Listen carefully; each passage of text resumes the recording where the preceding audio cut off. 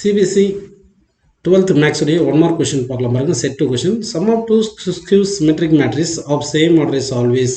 வந்து ரெண்டு skew symmetric matrix add பண்ணால் ஸ்கியூ சிமெட்ரிக் மேட்ரிக்ஸ் தான் கிடைக்கும்பா. அடுத்து பாருங்க, இங்கே வந்து இந்த மேட்ரிக்ஸ் இருக்கு இல்லையா, இந்த மேட்ரிக்ஸ்க்கு வந்து ஏ டிரான்ஸ்போஸ் எடுத்திங்கன்னா -A கிடைக்குது. அதனால வந்து இது ஸ்கியூ சிமெட்ரிக் மேட்ரிக்ஸ்னு எடுத்துக்கலாம். அடுத்து பாருங்க, இது வந்து காட் இன்வர்ஸ் எக்ஸ் கிராஃப். ஓகேங்களா, காட் இன்வர்ஸ் கிராஃப்னு எடுத்துக்கலாம். அடுத்து பாருங்க, இது வந்து ஆல்ரெடி செட் 1லேயே நம்ம எக்ஸ்பிளைன் பண்ணியிருக்கோம். இந்த கொஸ்டின் பி ஆப்ஷன் கரெக்டு. இதுவும் செட் 1லேயே எக்ஸ்பிளைன் பண்ணியிருக்கோம். Option C correct. அடுத்து 6th கொஸ்டின் போயிடலாம் பாருங்க. 6th கொஸ்டின் பார்த்தீங்கன்னா இது செட் 1ல எக்ஸ்பிளைன் பண்ணியிருக்கோம். Option C correct. இந்த கொஸ்டினும் செட் 1ல எக்ஸ்பிளைன் பண்ணியிருக்கோம். Option D correct.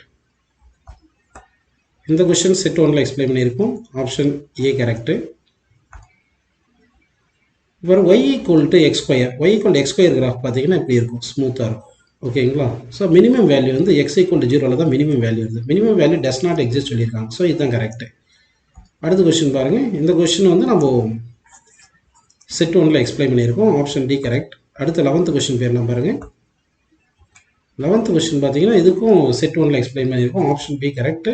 12th வந்து பார்த்தீங்கன்னா ஆர்டர் வந்து செகண்ட் ஆர்டர் இருக்குது. டிகிரி வந்து டஸ் நாட் எக்ஸிஸ்ட். ஏன்னா வந்து லாகரிதமில் இருக்குது. பாலினாமியல் ஃபங்க்ஷன் டெரிவேட்டிவ்க்கு தான் டிகிரி வந்து டிஃபைன்டு. அதனால் ஆர்டர் வந்து 2, degree does not exist.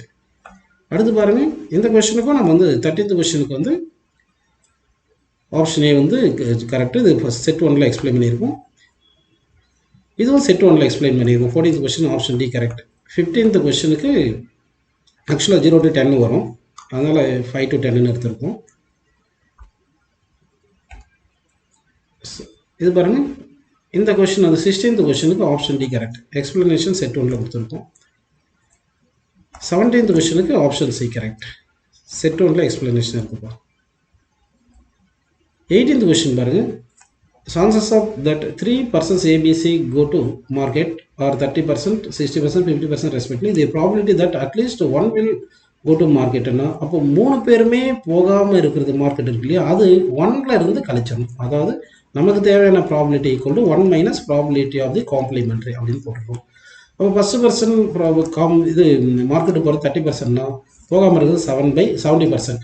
Second person 60%னா போகாமல் இருக்கிறது 40%. அடுத்து வந்து தேர்ட் பர்சனுக்கு 50% மார்க்கெட் போகிறதுக்கு போகாமல் இருக்கிறது 50% போட்டால் இது சிம்ப்ளை பண்ணுறோம். ஆன்சர் 43/15 வந்துடுதுப்பா.